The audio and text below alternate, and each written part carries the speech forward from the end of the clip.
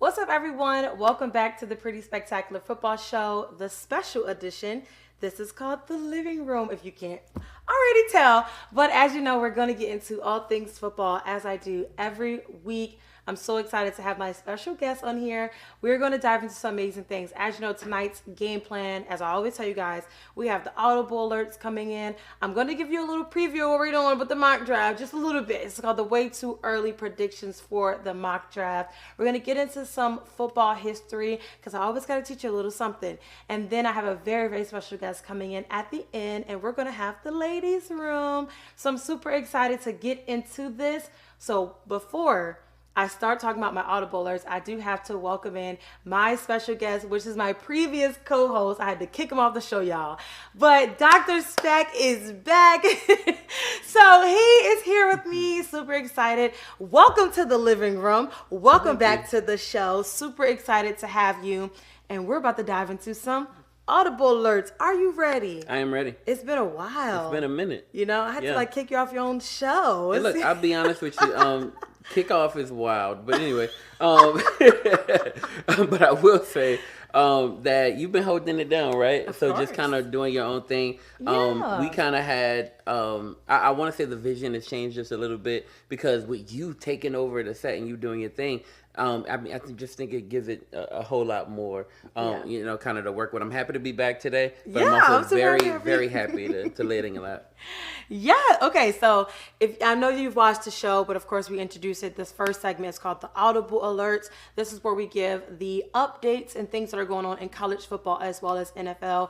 Doesn't change every week. I have to tell you what is going on because if you're not watching and if you don't pay attention, like I was out the loop for like a whole week for my birthday. So now I'm here. So Audible Alerts, we're going to start off talking about college football top 25. As we know, it changes every week. So it gets a little crazy sometimes. Texas is still holding strong at number 1. Yeah. Then surprisingly, we have Oregon at number 2, Penn State number 3, Ohio State at number 4. I feel like they've been in that area of number 4 for a while now. Georgia is number 5.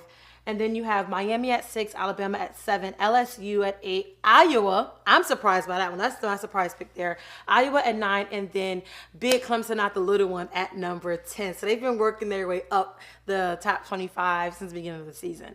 Would love to know your thoughts about that. So if I kind of, I would say from the beginning of the season, you look at what Texas was going to bring to the field, right? Even with Quinn Ewers, even when he's been down, having Archie come in and really do his thing, right? Like Archie come in and do his thing, like that. I feel like that team has so many weapons across the board, and plus stable quarterback play. Yeah, right? Like two. Like it's not a. You really don't get to see two teams that have, like, not two teams, one team that have two quarterbacks to be boom, boom, boom. It's just. It's they're and then coming into the SEC this year, people were like, oh, they're not going to do anything in SEC, you know, Georgia, and now they're on top. Yeah, and I feel like I didn't feel that same way them going into the SEC. I didn't feel like they would not be able to compete, only because last year they were at the very top, right, of all college football. And so when you looked at that, I thought they would come in and add strength to, you know, SEC because they've kind of been, I would say, after the whole Nick Saban thing, maybe not as dominant, right? Yeah. Like as they were in previous years. So as I look at the SEC, it's kind of lost some of its allure, but with adding Texas back, right? Yeah. You add in a team that's going to, I'm adding Texas to that fold. You add in a team that's really going to keep them up. You look at LSU. I like looking at that team. Of course. Right? They're kind of up there. I feel like LSU. Them being in the top 12 is good, right? I don't feel like they're contenders for it. I think they're a little bit slightly pretenders if you're really being honest. You think that them being at 8 right now, or no, 7. 7, no. Were they 8? 1, 2, 3, 4, 5, 6, 7, 8. Number 8? Yeah. No, you guys, I have to count. Them being at 8, you think that's a fluke? You think they're going to fall off? I do. I just don't believe in their defense. Okay. So I don't see them. I mean, I don't see them making a big statement once it's playoff time, right? So I don't see that. However, who I do see really continuing to do what they've been doing all season long is Miami. I was I'm gonna say Miami Georgia. Because of I love Miami. Yeah, I think that when I saw that, I'm like, wait, where's Miami? They're sitting at number 6. I was like, I got to put Miami in there because I was just gonna do top 5. But like, you can't. How can you talk about? In my opinion, I feel like Miami's going to win the ACC, even though it's going to be a hard Clemson team to beat. I feel like Miami can win the ACC. I feel like Texas can win the SEC. Ohio State can, win their conference. And that's really where I am. Like, who do you think is going to the Natty? Too soon to tell, but who do you think is going to the Natty? I'm going to say Texas for sure. Right? I would go Texas for sure. And then, can I believe in miracles? Yes, you can. Can I? No, I feel like the best quarterback play gets you where you want to be. Yes. Right? Yeah. That's why I'm going with Miami. And I may be wrong. Great answer. I may be wrong. I've been saying, I feel like the top two in my head, every time I think about it, is Miami and Texas. And that's okay. Yes. Okay. I think it's going to be, I know it's too soon to tell, but I think that's going to be like the tale of all, like Miami, they're back. They're so back. They're back. All right. So that's why I'm going with it. If I have to go anywhere, I'm thinking those two teams. I would have before I want to say the Georgia-Alabama game. Yeah. Right? I probably would have put Georgia in that I would have spot. said Georgia too, but I feel like Georgia's always one of them too. Like, you can't sleep. They're like the Chiefs. You can't sleep on them because it don't matter. They're always going to come back. Yeah. Okay. Going into NFL, we have gain or bust. Do you think that the trade for Davante Adams and futuristically will be a gain or will it be a bust? I think the trade for Davante Adams will be, I've got to say a gain. Okay. And here's why I would say they got a full wide receiver room though. They do have a full wide receiver room, but they can recoup some of that stuff back if they get rid of Mike Williams. Right? Okay. So you have Mike Williams, and if you find a way to get rid of him, and there's takers right now, right? You find a way to get rid of him, you can at least recoup something back. I think they gave up a third that's a conditional 2, or is it a fourth that's a conditional 3? Yeah. Right? It's one of those two.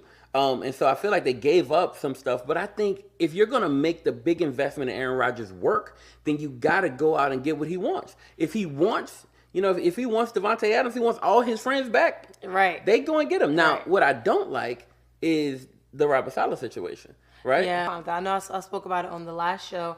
I just didn't like the way that they did that, come into work and you fired me on my day. Like, I'm here at work and then you got to remove me from the premises, you got to escort me off. So, I mean, I get it. Another thing I want to know, like, Amari Cooper has a new home once again. Do you think it's going to be a bust or a gain? That's a big gain, right? And I don't see any, like, okay, the thing in New York, that could not work. Yeah. Right? For some reason or another, that could not work. Even if you bring the whole gang back together, they're kind of down right now. Yeah. In the long run, it may not work if Aaron gets hurt or something weird like that, right? However, in this other situation, I don't see a place where it doesn't work. Amari Cooper isn't somebody who comes in and cause any trouble. He's not somebody who comes in and causes any issues with the quarterback. I think the reason that Diggs didn't really work the way it was supposed to work is because of the combativeness of Diggs, right? Mm-hmm. And you've seen Cooper be in Cleveland when they're not doing well and still not trip out on Deshaun Watson or anybody. He's not making news, he's not making headlines, and he's not making memes. You know what I mean? Yeah. And so if Cooper can go in and just be a I want to say elite, but not below an elite wide receiver. If he goes in and just be a contributor, then he is going to do well. I can't see that being bad for them, and they didn't have to give up too much to get it. Pivot in a way. I know we're sitting and we're talking about gains or busts, but now I want to talk about QB index. So I'm going to say 4 quarterbacks, and I want you to give me your immediate thoughts on these quarterbacks. We're going to talk about them a little bit more. It's a very specific reason why these quarterbacks are in my top. Not even top. They're not top because they're not top. But they're in this conversation. And that you said, like, quarterback play is, it's not really where it needs to be right now in the NFL. So yeah, it's not.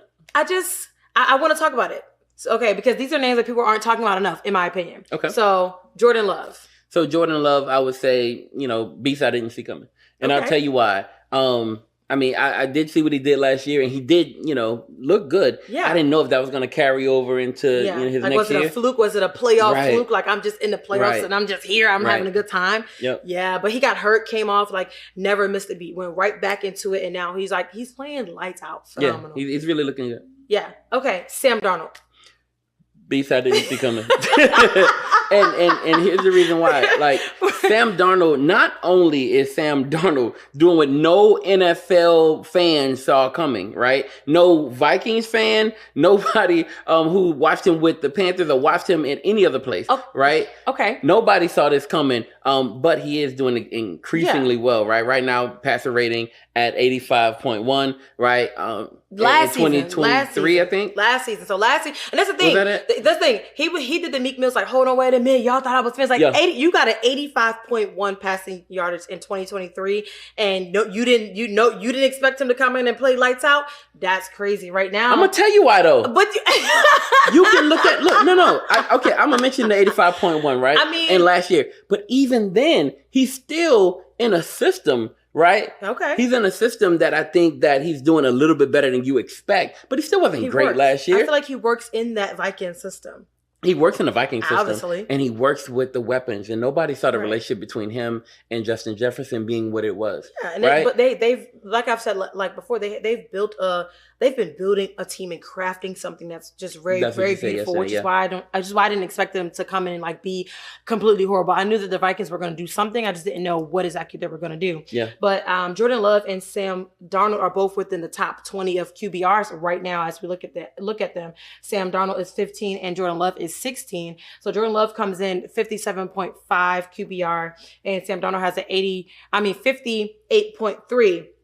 So being in the top 20, I think that's phenomenal. That's lights out to me, especially for them coming in. They're veterans, but I didn't expect them to be this high in the top 20. So another one, this is rookie, Caleb Williams. Now, Caleb Williams, I really thought would have a decent season. Yeah, I feel like he's going to be decent, but he didn't start off that way. He didn't start off that way, right? But I felt like they surrounded him with weapons, right? They go out in the top 10 and you go get Rome Odunze, right? Yeah. You make sure that he has a good running back, and Swift. And I felt like at the bit, you're going to have, I thought he came in with more in stock or more in the cabinets than almost any other rookie. The teams. Yeah. So I thought he would do at least a decent. So I saw that one coming. But after his first few performances, I knew it would take him some time. Yeah, he's 27 right now. 45.4. So, it's not great. It's not great. He did look good overseas. He did. Well, I mean, it's going to work. And the last one on this list is Dak Prescott. Dak Prescott is number 26, just above Caleb Williams, the rookie. That's crazy. And his QBR is 48.5. Quick thoughts on that, though. Bust I didn't see coming. You didn't see that bust coming? No. Well, he always chokes in the playoffs, so I guess not. But, And this is regular season, so. It is regular season. But you talked about something on your Locker Talks, right? And I don't know if it's Locker Talks or where you talked about it, but somewhere. You talked about his relationship with CeeDee Lamb, right? And you can see that relationship deteriorating. And it doesn't look like it looked last year. And they're talking back and forth on the sidelines. You can see, even when they interact, it ain't that sweet type of awesome relationship. The anger and all that is there. Yeah. And I think it's having a factor into Dak's confidence and also into their relationship. I get it. Yeah. So, okay. We're going to wrap up Audible Alerts here, but I just want to get your quick thoughts on Atlanta being chosen again for the Super Bowl for 2028. I mean, for my experience, I was a part of the operations team where I helped open up Super Bowl 53, and the Rams were there, the Patriots there too, because that was Tom Brady and the Patriots. Helped open up that. So, I mean, it was really cold. I just remember being cold. It was rainy at one point, freezing. But I mean, it's good that, Atlanta is trying to continue to they have a lot of different sporting events that are going to be happening over the next few years. So I wonder, you're like based out of there in a way. You do a lot of Atlanta-based sports. So tell me just your thoughts on that. It's a great town to have a big event like that. There's so many things to do around Atlanta, right? And so not only that, but just the vibe of the city is just a place where you want to party. It's like the Super Bowl is a big party, and it's where you want to host. It's just cold. It's not always cold. And Atlanta cold isn't like. You get the best of both worlds. You got one going to New Orleans this time. Then the next few years is going to Atlanta. You just get the win. I just want it to be in a warm place again. just warm. Especially because I want to go. Like I'm always going. Atlanta's not that cold. It was freezing the last time in February. It was freezing. But I mean, Atlanta's not like Chicago. It's not like we're in somewhere When have up north they had the Super Bowl? Nobody's going to Soldier Field. Nobody's going there. They would. But it's not like they're up north somewhere. You know what I mean? Like Minnesota, yeah. I feel like Atlanta's a great place to host the Super Bowl. Okay, well, I guess we will be waiting to see. But I put this segment in here for you. We're going to move on to our next segment, which is Mock Draft 2025, way too early predictions. So you love the mock draft. It's something that you love. And I felt like if you're going to come back on the show, why not do something with the mock draft, right? Yeah. So right now, if the draft was to be happening now, like today, the top 5 college football players, you have Travis Hunter, obviously with the Buffs, Shedeur Sanders, Cam Ward, Will Johnson, and Ashton Jeanty. Now, he is a surprise to me. Boise State, I'm like, who talks about Boise State? What is a Boise State? I don't even know. But he's in top 5, right?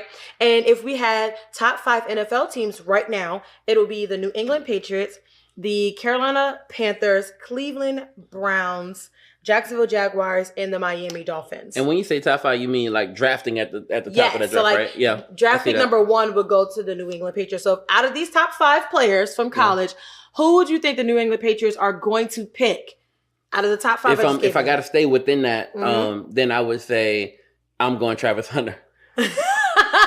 Like they need help. You can't win or lose there. They need help in multiple places. They don't have a superstar wide receiver, and they do have a great cornerback in Christian Gonzalez, right? So to pair him, if you can even get him paired with Christian Gonzalez, if you keep him at corner, you still have 2 really good corners, right? If you bring him on both sides of the ball, which they should, because they need help everywhere, then I would go with Travis Hunter, and I wouldn't think twice about it. And I don't think that Travis Hunter or New England would be off of Dion's approved list. Yeah, you know that list. Yeah. I feel like all the other teams on this list may be on that disapproved list.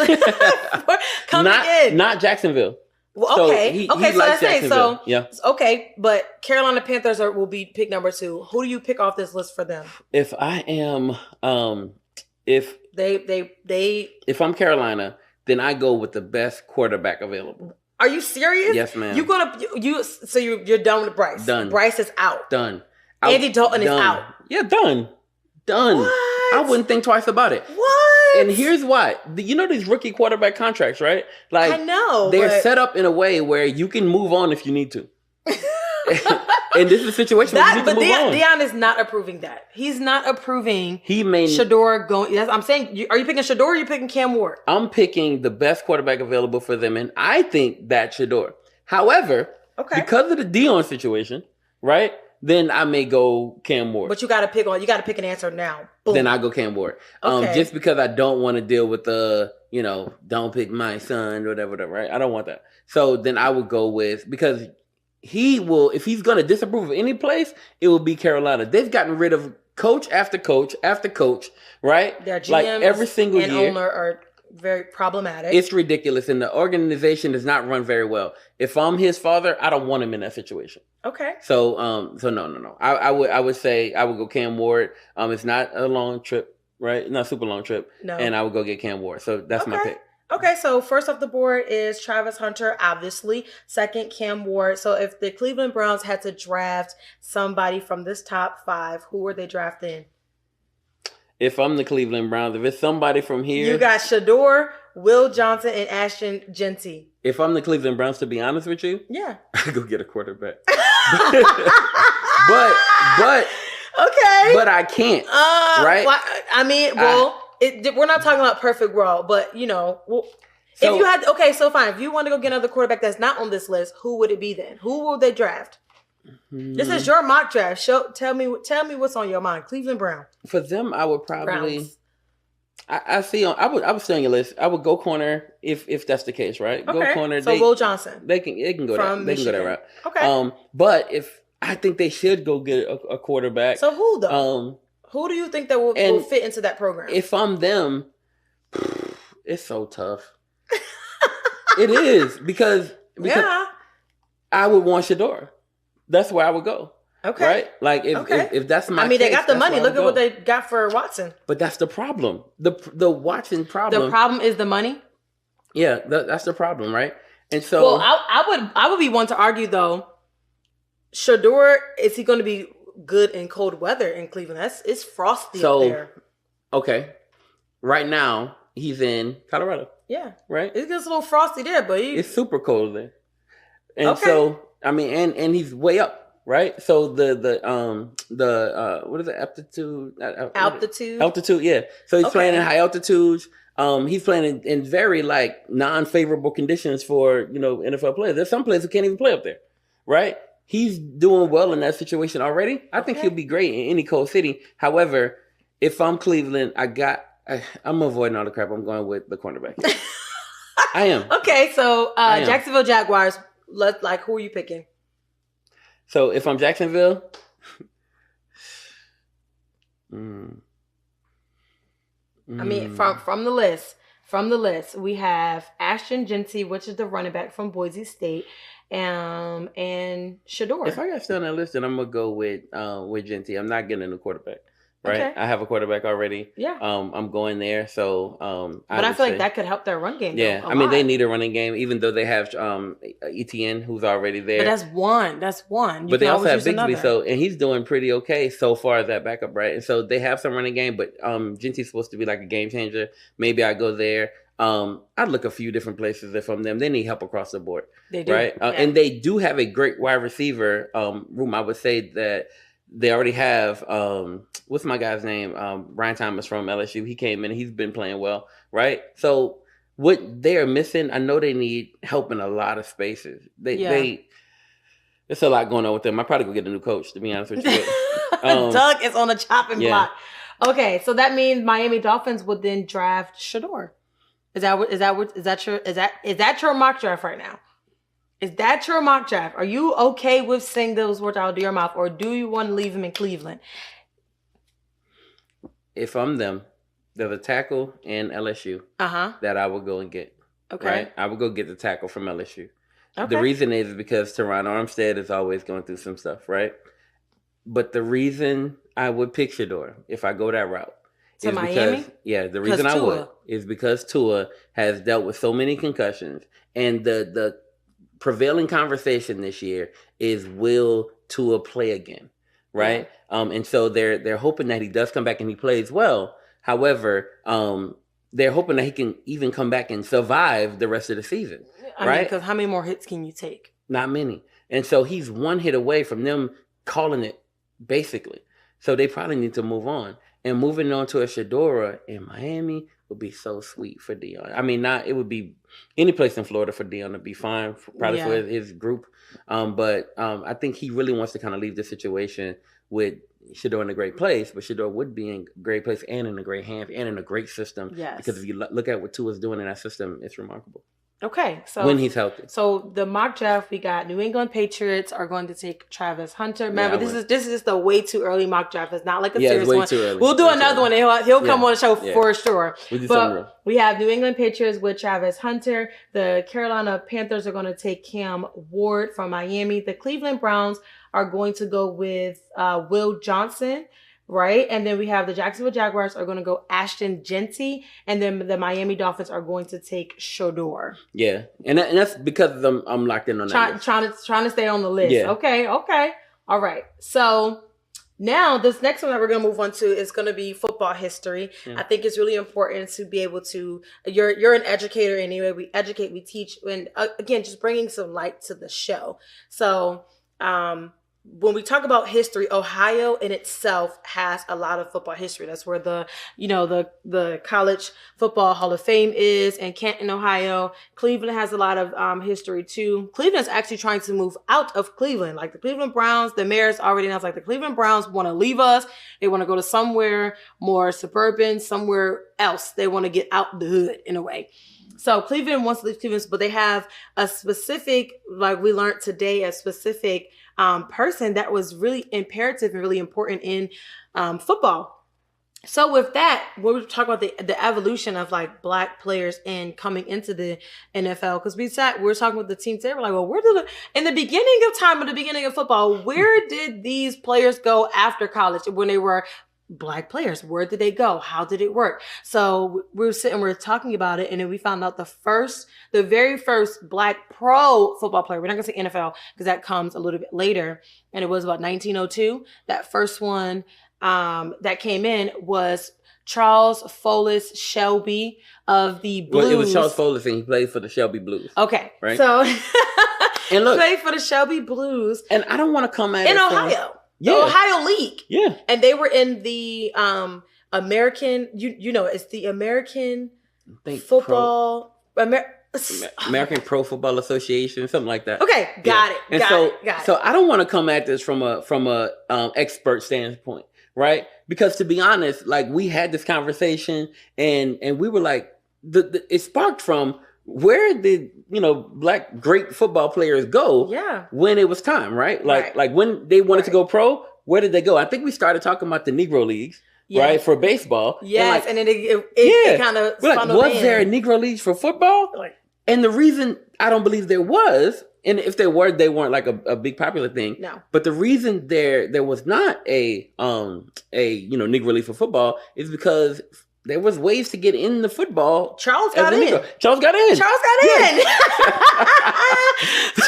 said, I'm going to play this game. Y'all going to have me in here. So him being a player, I believe he was a halfback, being in there, and then they call him the Black Cyclone. Yeah, so imagine that. And his contract is in the NFL Hall of Fame.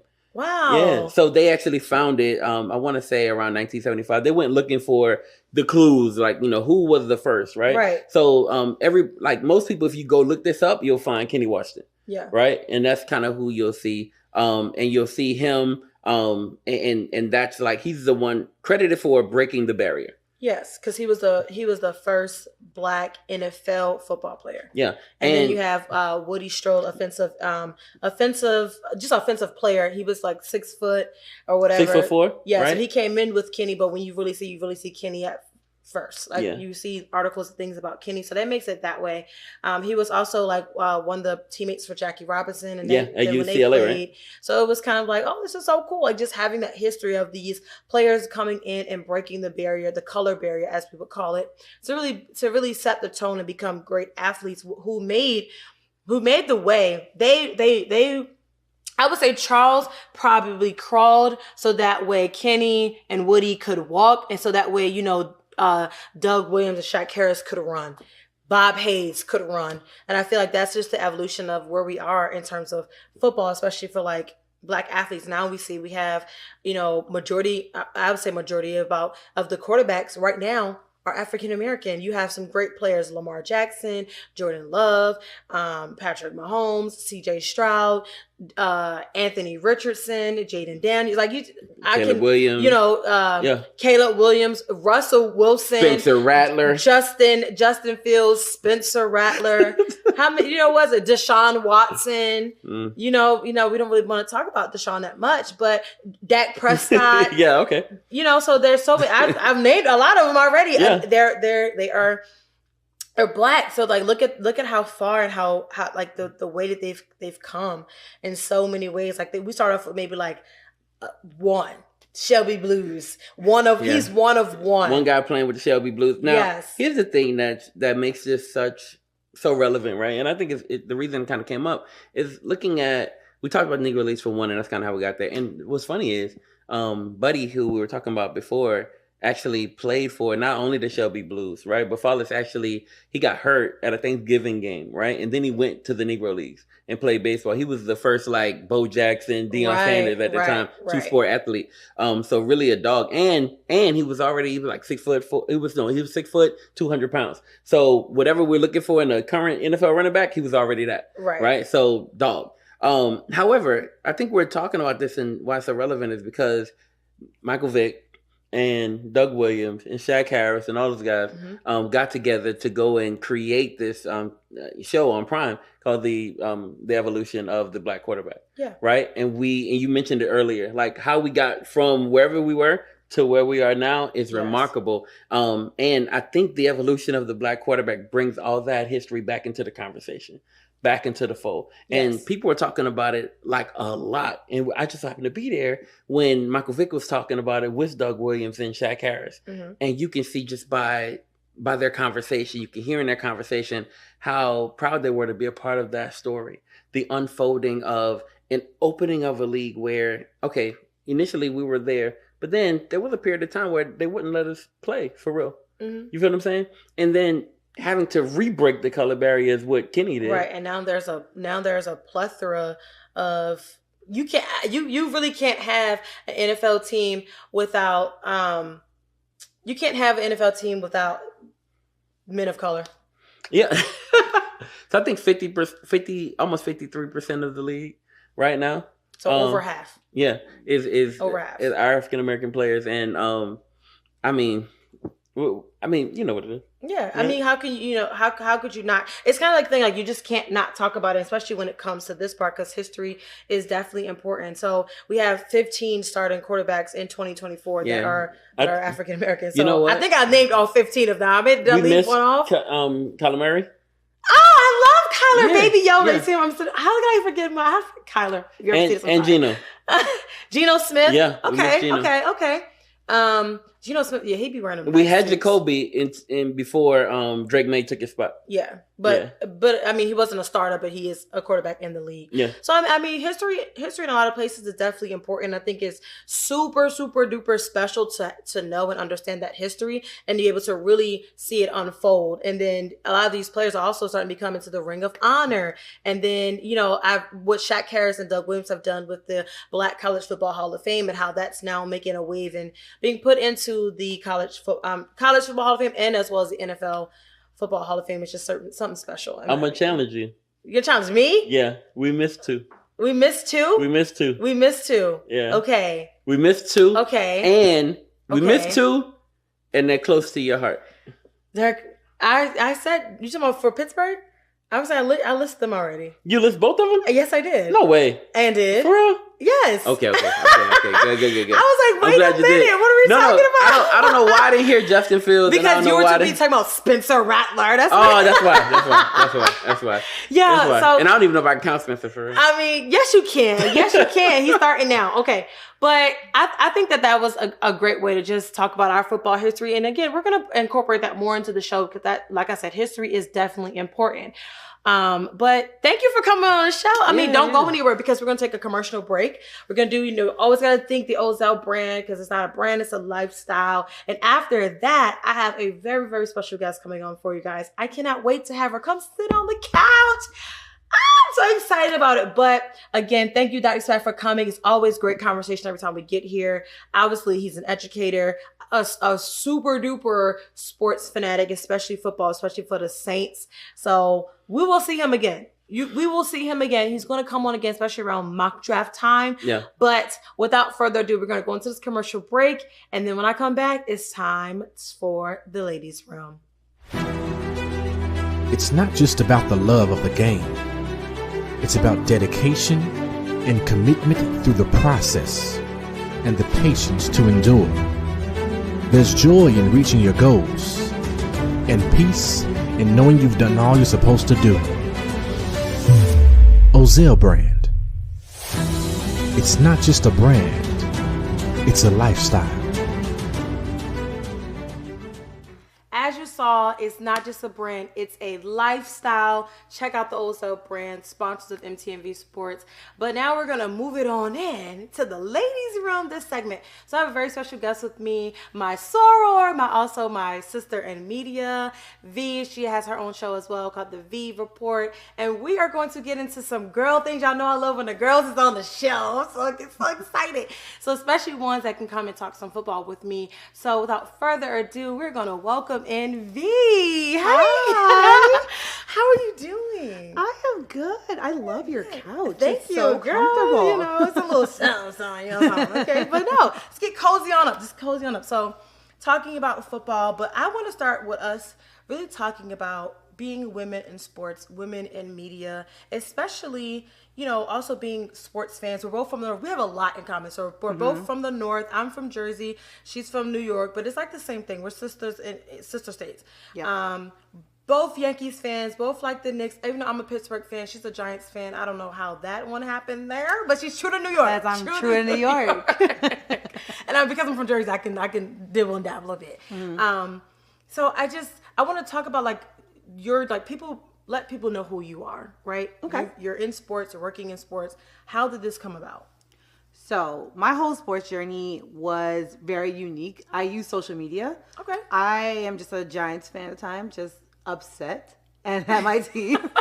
In 20. Seems like you might be upset for some time. Yeah, it's been a long time of sad, but you know, at the time Eli was still playing, and we still held Odell Beckham Jr., which is, man, that's how long it's been. Yeah. So I was just on Twitter tweeting, and someone told me to stop talking. And I was like, what? Like, who are you to tell me what I can't do on my Twitter page? But then I was like, at the time, I was also going through like my sports agency stuff. I was like taking the exam, doing all the studying, blah, blah, blah, blah. So then I was like, you know what? I do want to work in this industry. I just don't know how I want to get in it. Yeah. So I just started. I literally tweeted out one day, I want to write for somebody's sports website or something like that. And that's what happened. And like someone DM'd me and said, hey, I have an up-and-coming site.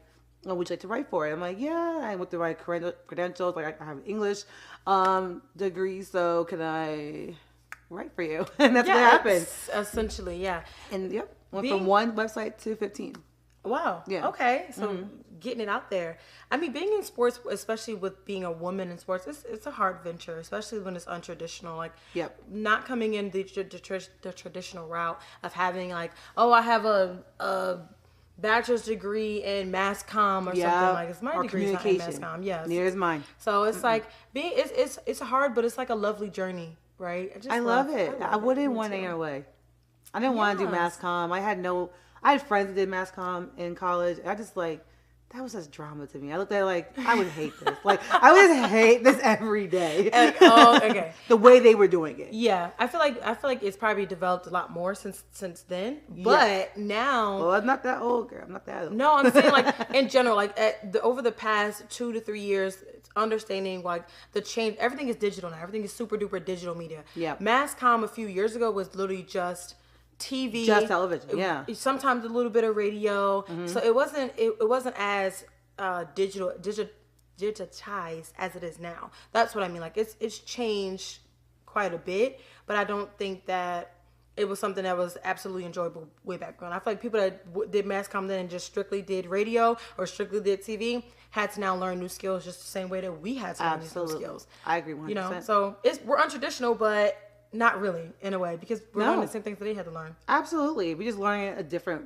avenue. We have to go through classes. We went through reading and research. So at the end of the day, we all learn the same things, and that's why we all get the same outcome. Yeah. So we know we're going to have you on the Pretty Playbook podcast. So that's going to be coming up where we get to really dive more into you and we understand who you are. Okay. But obviously, this is football show, so we're talking about all things football. Let's do it. So, I mean, New York has 2 teams. They have the Giants and the Jets. How do we?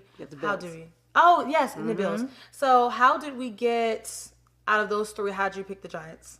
Well, I'm originally from New York City. So, for me, again, Jets were not it. They were never it. Jets, Mets, Nets weren't me. It's not my people. Jets, Mets, Nets. I like that. And the Islanders. It's not my people. Anything with the X. Yeah. It just end. Like, just end something. Yeah. Jets, just end the season. Mets must end the season. Nets need to end the season. Yeah, exactly. Okay. So that just wasn't for me. And my family's on the other side of New York. So we're from the Bronx. We're from Mount Vernon. So it's just a better fit. And like, again, Yankees just made sense. That one was easy. Yeah. But the Knicks, my father was a diehard Knicks fan. Okay. And the one Knick I got to see in person was Patrick Ewing, who became my favorite player of all time. So that's the reason I was like, oh, I'm dying on this hill. Okay. And then that was unfortunately, the same year we lost the finals because all he had to do was dunk the ball instead of just some stupid finger roll thing that took away everything. Yeah. But it's okay. We love him here. We're just going to call it that. But in the Giants, my dad was like, hey, this, you're only here. Because they won that game. There it is. That's why. Okay. Well, the Giants this season are not. Oh, they're not it. Okay. No. Okay. I just, I didn't want to like. It's okay. No, it's okay. I'm officially accustomed to just being in Giants hell. Yeah. So I'm okay. Yeah. I mean, Pittsburgh does this thing from time to time too. But speaking of just women, I would. Ben. Now that's shenanigans. Right. So, hey. Right. For such a long time. So now we're just like in this rebuild, reform space. So just like, okay, I don't know. For women in sports though, like women, I wish that. Well, I don't keep up too much with the Giants because I'm not necessarily a fan. I mean, I do it for here, but it's like coming in, we have so many coaches. I wish Pittsburgh had a woman that was on the coaching staff. The Bills do have that. They do. They brought in plenty of interns that have started there. They also have a woman owner, so that's pretty cool. But just.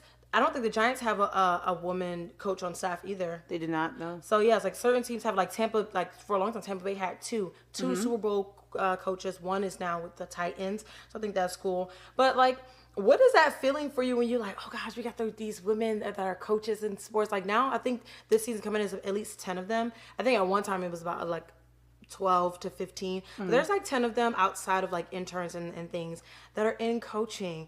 Like... I don't know how that feels. Like, it just makes me feel so bubbly inside. I'm like, they're doing like Jennifer King, Callie Brunson. It's just, It makes me proud. Like, that bubbly feeling for me is pride. Like, I'm just like, I love the fact that the sport is evolving to the point that we can have women on the teams, on the staff. Like, that's important. We're not just cheerleaders. Yeah. We're also can make impact in the game. So I love just seeing that progression because I cheered for 10 years of my life.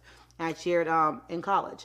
Just seeing now that there's women that are now making demands, making change, coaching, front office, ownership. That's huge. And as a woman, I love it. And I just love the way that we're progressing. Yeah. If I was like a Raiders fan, I would be in love right now with Sandra Douglas Morgan there. I would be in love with Christy Coleman. She's the female president for the Carolina Panthers. I know people are like, they suck because of Christy, but it is not Christy's fault. That's not her fault. It's not Christy's fault for sure. You gotta catch the ball and you gotta throw it, huh? Okay, Bryce Young is the problem. I'm just saying. But another thing too, like I really love that I'm seeing more is the actual women's tackle football league. So they have, they have flag. I know the NFL is doing that thing with girls flag, women flag, Mexico doing their flag stuff. But there's actually a women's football association that does tackle football. I low-key was like, I can do this. I can try out. I can go be a kicker or something because like I already have the kick technique from dance and cheer. This is perfectly fine. Okay. I'm not trying to get tackled. I'm a little scared. I have to admit I'm a little scared. But I've been to a few of these games and I've covered them. I love what they're doing. Did you know about this league? Have you seen games from this league? What do you think about this? So actually I've heard a little bit about the league from other different people in the industry having discussions because me personally, I played football when I was young, like Pop Warner. And what took me out was when I got popped. Didn't want to do it no more. We can do powder puff all day. I can do powder puff before you tackle me. And now my pride's hurt. We're done. Oh, no. We're done. You talking about you want Big Bertha over there on the O-line coming to tackle me? No. Y'all can kick me out. I promise like water boy and just put me on side. Yeah. I'm laying there. I'm gonna act like I need an ambulance. I'm not gonna move. You probably will. I probably will. Yeah. But I'm not doing it. Yeah. But I love seeing that we are having women that are interested in playing tackle football. Yes. And I've heard about it.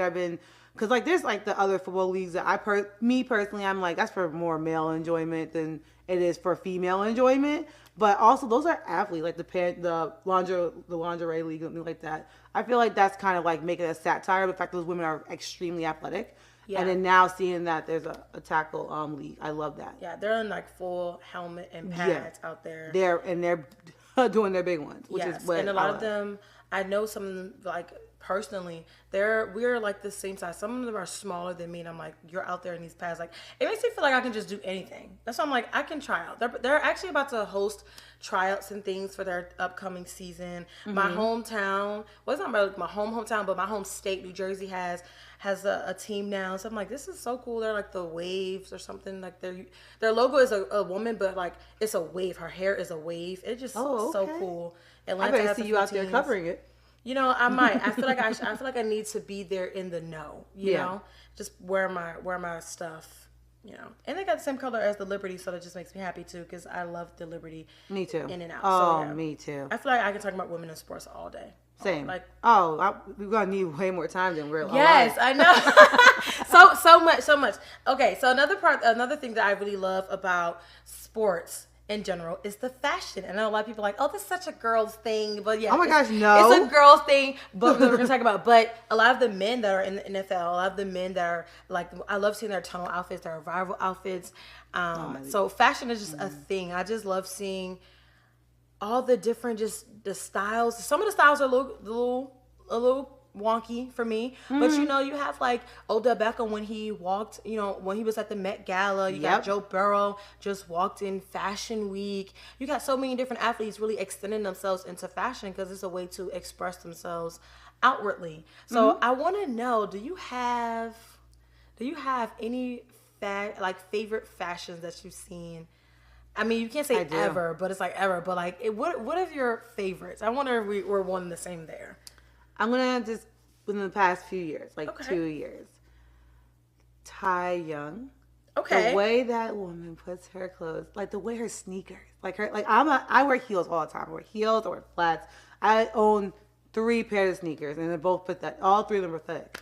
But her is just like, dang, like you make me want to be a sneakerhead, and I will not put the commitment. Because I will not trade my heels for a sneaker. But like, I mean, you don't have to necessarily. Okay, so she's like boom. But the men's side, Justin Jefferson. He stayed iced up. Okay, he stayed fresh, and then I can see that. Just the way that Hermes and Louis Vuitton just be dressing him and styling him, I'm just like. But he has a perfect stature. Like he's super tall. The skin tone. He can wear whatever he wants. Honestly, God. Literally wears whatever he wants. Two of my favorite.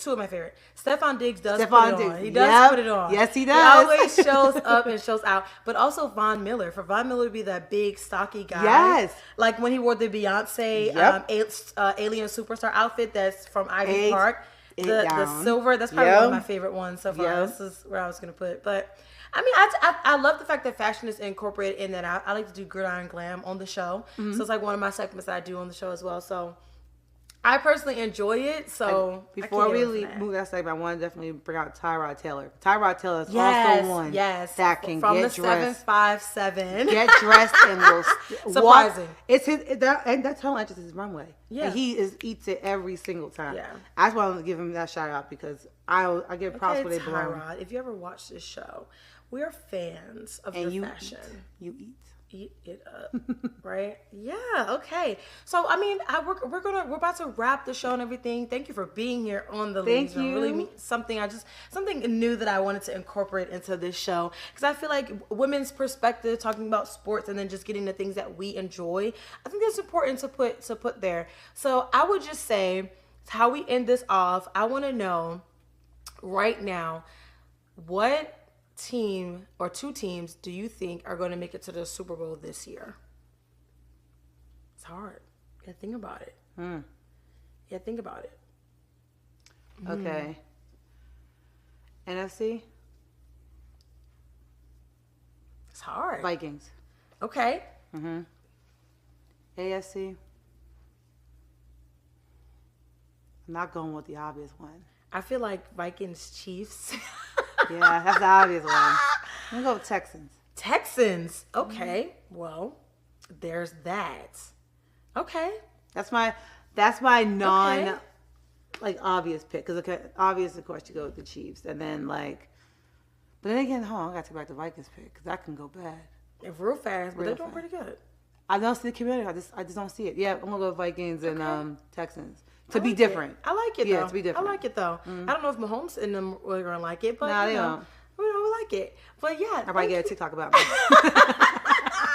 this girl right here, that we got receipts. You know, Travis Kelce becoming, we got receipts. Oh, yeah. I want lumberback Travis. I'm cool. Listen, okay? I had a whole segment about him, about his attire and everything. Yep. Yeah, but once again, thank you so much for coming on the couch. Thank you Give me a hug. me. Yes. I love it, love it, love it. Make sure you guys are watching the V Report. She comes on weekly. Sometimes she has my previous co-host on her show too. He did start there, so I let her. She can have him back. She can have him back. But we share him. But obviously, please make sure you're keying in, liking, sharing, and subscribing. You got I'm about to give you a whole bunch of information now. So you're going to like, share, and subscribe and follow not only at PG Love Sports, MTMV Sports, and now we got the V Report. So make sure you're doing what needs to be done. Lock in. As always, I'll see you guys next week, next show. Make sure you're here on YouTube, 7:30 on Thursdays. Without further ado, I will see you guys next time.